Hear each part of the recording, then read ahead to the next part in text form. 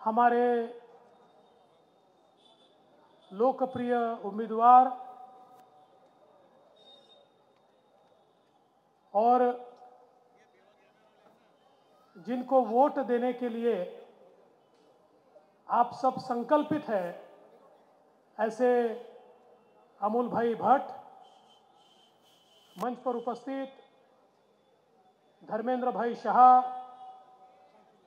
हमारे ज्येष्ठ नेता हरेन भाई पाठक, सुरेश भाई पटेल, असित भाई वोरा, वल्लभ भाई पटेल, विपुल भाई सेवक, मंच पर उपस्थित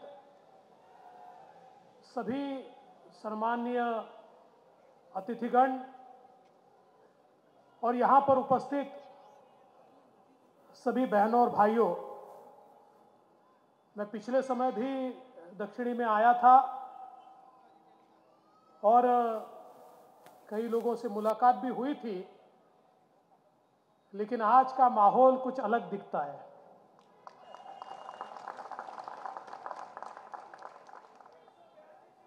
अब ध्यान में आ रहा है कि गुजरात के चुनाव को रंग चढ़ रहा है, लेकिन गुजरात का रंग एक ही है और वो है केसरिया रंग, भगवा रंग, नरेंद्र मोदी जी का रंग। और मेरा विश्वास है कि इस बार सारे रिकॉर्ड टूटेंगे और एक रिकॉर्ड ब्रेकिंग सरकार गुजरात में फिर से भारतीय जनता पार्टी की बनेगी।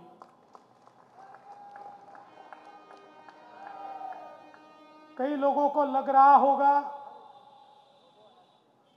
कि मैं यहां वोट मांगने आया हूं।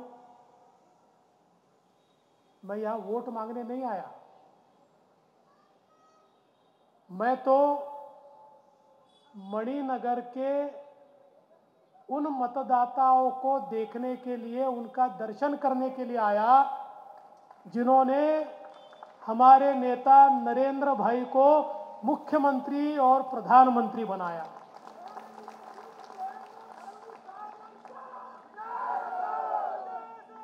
इसलिए जब मुझे ये बताया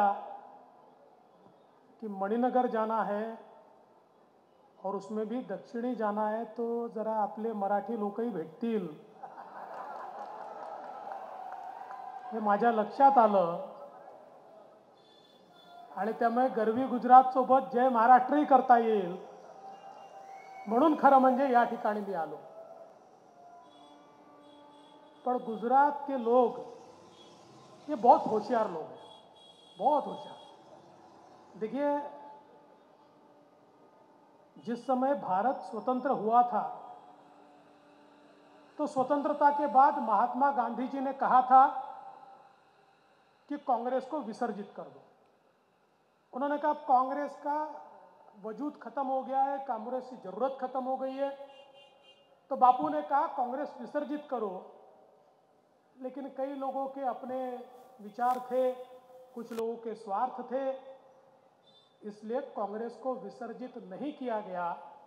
और हमने उसके बाद देखा अनाचार, दुराचार, अत्याचार और भ्रष्टाचार की मालिका कांग्रेस पार्टी चलाती रही और इस देश को लगातार पीछे ले जाने का काम कांग्रेस पार्टी ने किया। ये तो सबसे पहले गुजरात के ध्यान में आया कि बापू की बात सही है, कांग्रेस को विसर्जित करना चाहिए, इसलिए 27 साल से आपने कांग्रेस को गुजरात में विसर्जित करके रख दिया। और मेरा विश्वास है इस बार तो अमूल भाई ऐसा विसर्जन होने वाला है जो कांग्रेस ने कभी सोचा ही नहीं होगा। और राहुल गांधी को ये पता है, इसलिए एक सभा करके गायब है। मुझे बताइए, इतना बड़ा चुनाव चल रहा है, इतनी बड़ी राष्ट्रीय पार्टी, यहाँ की कथित मुख्य विपक्षी पार्टी और उसके नेता भारत जोड़ो यात्रा लेकर महाराष्ट्र और मध्य प्रदेश घूम रहे। ऐसा थोड़ी होता है। अभी आए थे महाराष्ट्र में, मैंने उनको ठीक से रवाना कर दिया मध्य प्रदेश भेज दिया। अभी शिवराज जी उनकी खातिरदारी करेंगे और उनको आगे भेज देंगे। और देखिए, यहाँ पर भारत आज़ादी के 75 साल मना रहा है और वह महाराष्ट्र में भारत जोड़ो यात्रा लेकर, ये पता नहीं कौन सा भारत जोड़ रहे, वहां आकर सावरकर जी को गाली दे रहे हैं। वहां कह रहे हैं सावरकर ने ये तो माफी वीर है, ये स्वतंत्र वीर ने तो ये तो माफी वीर है। अरे शर्म करो भाई, जिस व्यक्ति ने 11 साल तक अंडमान की काल कोठरी में कोलू का बैल बनकर वहां पर कोड़े खाते हुए भारत माता की जय बोली, उसका बलिदान तुम क्या समझ पाओगे राहुल गांधी? तुमको तो स्वतंत्रता के आंदोलन में केवल नेहरू गांधी परिवार पता है, उससे आगे तुम्हारा स्वतंत्रता का आंदोलन बढ़ता ही नहीं है। तुम सावरकर जी को भी गाली देते हो और साथ साथ स्वतंत्रता के आंदोलन में जो हमारे नायक थे, इनको छोटा दिखाने में भी कांग्रेस ने कभी कोई कसर नहीं छोड़ी। जिन्होंने सच में भारत जोड़ो किया, ऐसे सरदार वल्लभ भाई पटेल को भी कांग्रेस ने कभी उनकी जो सही जगह है उस जगह तक पहुंचने नहीं दिया। अगर 542 रियासतों को सरदार वल्लभ भाई पटेल ये भारत में नहीं जोड़ते तो ये भारत जोड़ो नहीं हो पाता। जिन्होंने ये कहा तुम मुझे खून दो मैं तुम्हें आजादी दूंगा, और जिन्होंने आजाद हिंद फौज के साथ पहली बार भारत में मणिपुर पर आक्रमण कर अंग्रेजों की फौजों को परास्त करते हुए भारत की स्वतंत्रता का झंडा लहराया, वो सुभाष चंद्र बोस भी हमेशा कांग्रेस से अपमानित होते रहे। और अब ये निकाल रहे भारत जोड़ो यात्रा। ये भारत जोड़ो यात्रा नहीं है, ये अपोजिशन जोड़ो, विपक्ष जोड़ो यात्रा है। ये मोदी जी के विरोधियों को जोड़ो यात्रा है, क्योंकि कांग्रेस पार्टी का वजूद समाप्त हो रहा है। कांग्रेस पार्टी को ये ध्यान में आ रहा है कि मोदी जी के विरोधियों को नहीं जोड़ा तो अब की बार भी लोकसभा में उनका विपक्ष का नेता नहीं बनेगा। 48 आए उसके 40 हो जाएंगे, 40 के 35 हो जाएंगे। इसलिए भारत जोड़ो के नाम पर अपोजिशन पार्टियों को जोड़ने का प्रयास चल रहा है। इसलिए आज परिस्थिति ये है कि देश के अंदर चुनाव तो गुजरात का चल रहा है, पर नजरें पूरे भारत देश की इस चुनाव की ओर है। पूरा भारत देख रहा है कि गुजरात के चुनाव में क्या होने वाला है। पूरा भारत ये देख रहा है क्या गुजरात मोदी जी के साथ खड़ा है। और जिनके मन में शंका होगी वो लोग 8 तारीख को अपनी शंका मिटा ले, क्योंकि 8 तारीख को जब रिजल्ट आएगा तो पूरा गुजरात पूरी ताकत के साथ मोदी जी के साथ खड़ा हमको दिखाई देगा। लेकिन दोस्तों, हम लोगों को ये ताकत दिखानी होगी। और क्यों दिखानी होगी?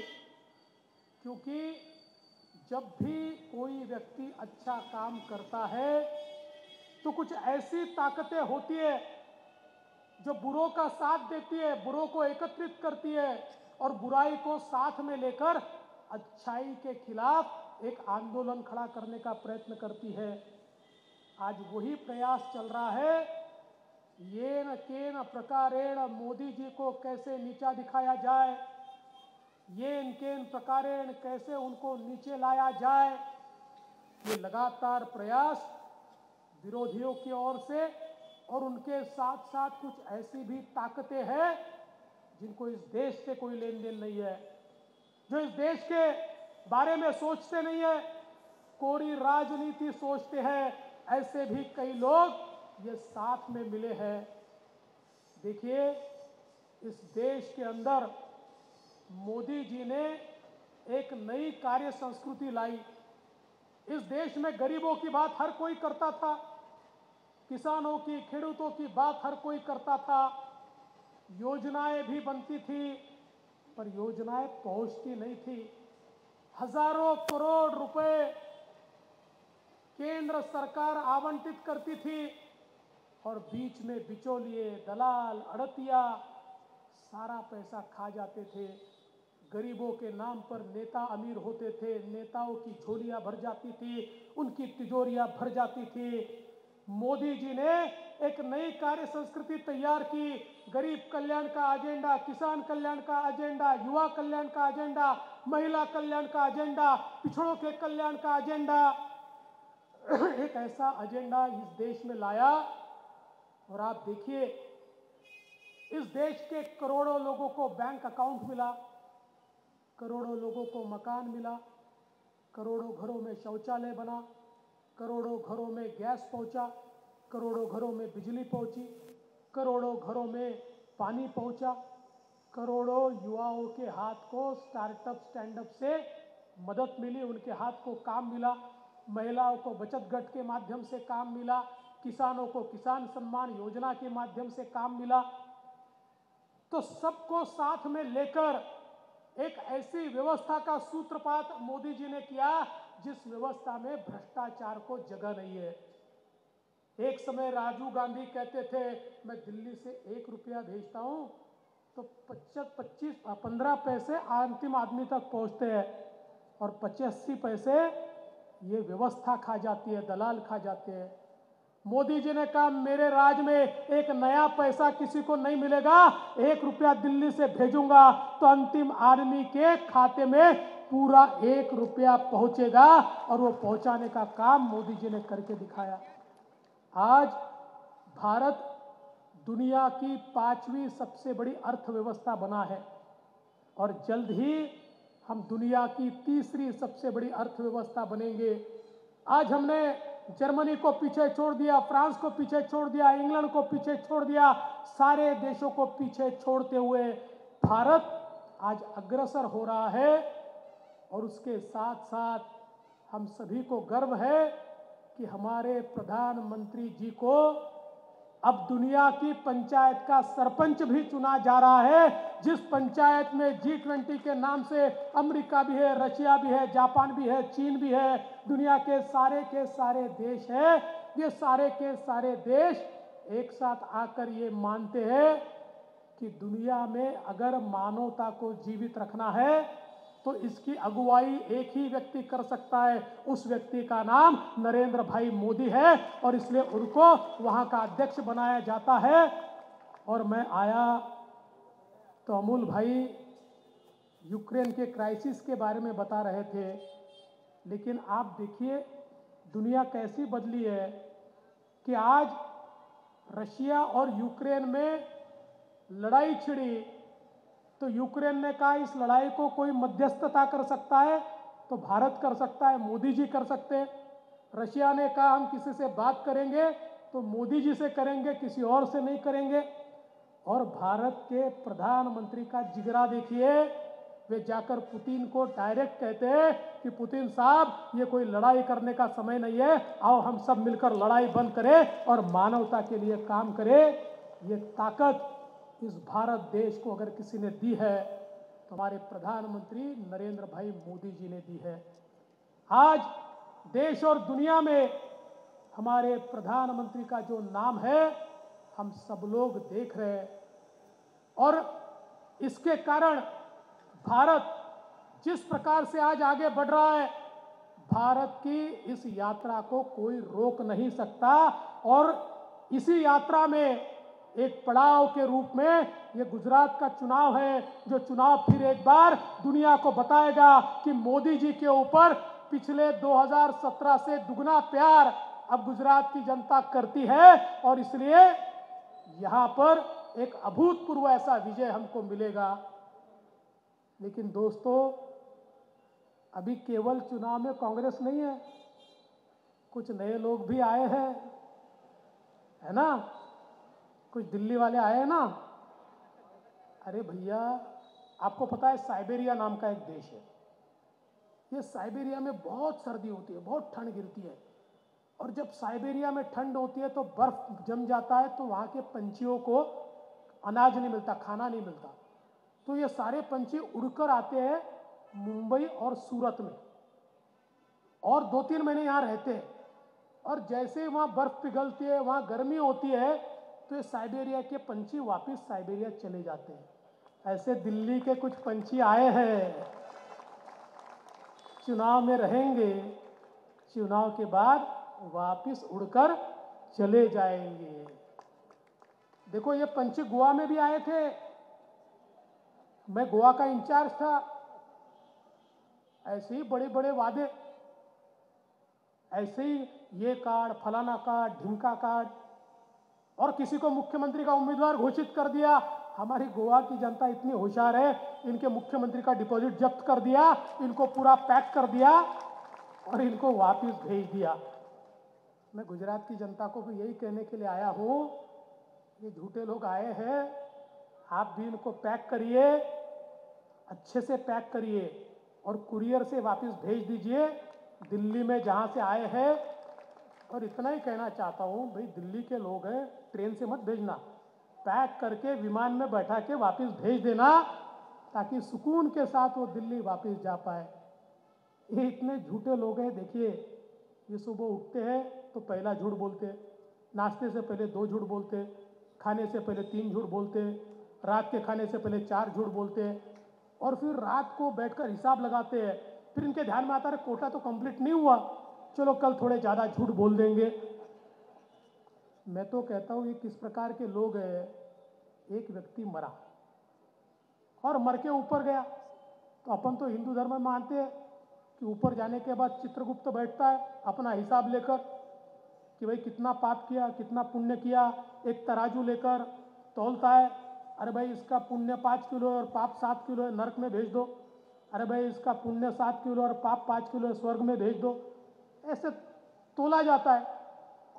तो ये व्यक्ति गया, तो इसके पाप पुण्य का हिसाब चल रहा था, ये बैठा हुआ था। उतने में एक घंटा बजी, टंग। अरे बोले काहे की घंटा है? चित्रगुप्त ने बताया, मैं धरती पे पाप बढ़ रहा है, तो मैंने अभी एक नियम किया है, भारत में कोई नेता अगर झूठ बोलता है तो मेरे यहाँ ये अलार्म बजता है, टंग। 2 मिनट बाद फिर से टंग, 5 मिनट बाद फिर से टंग। तो बोले ये बहुत झूठ बोलना चल रहा है।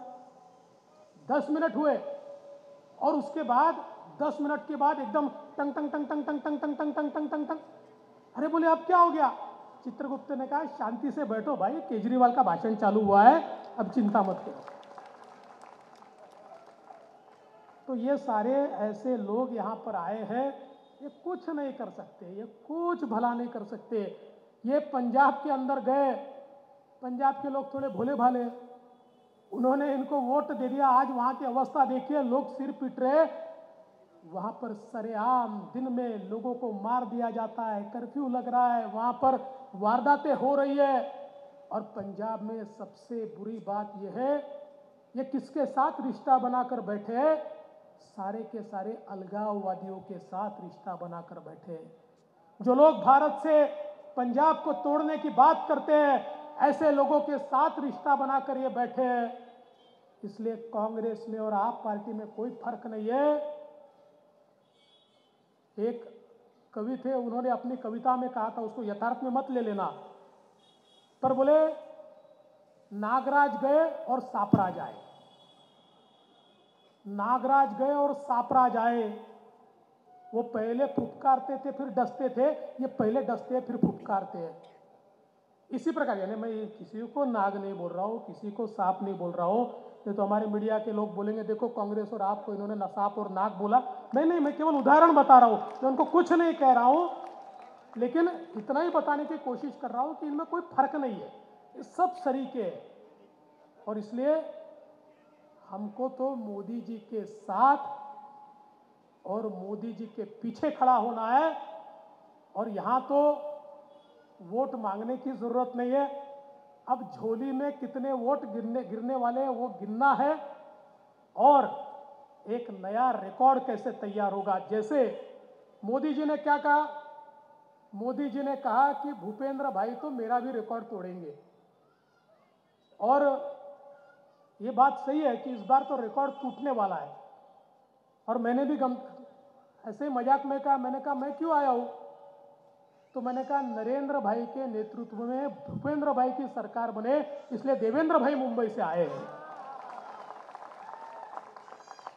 तब अमूल भाई को इतने वोट दीजिए कि गिनते गिनते थक जाए, इतने वोट दीजिए कि गिनते गिनते थक जाए, और फिर एक बार मणिनगर जो है वो प्रधानमंत्री जी को क्या भेंट दे सकता है, तो रिकॉर्ड वोटों से जीती हुई सीट ये प्रधानमंत्री जी को आप भेंट दीजिए। इतना ही निवेदन आपसे करता हूं। आप सबने बहुत संतोष के साथ मेरी बात सुनी, म्हणून तुमचे सगळ्यांचे आभार मानतो आणि माझं बोलणं संपवतो। जय हिंद।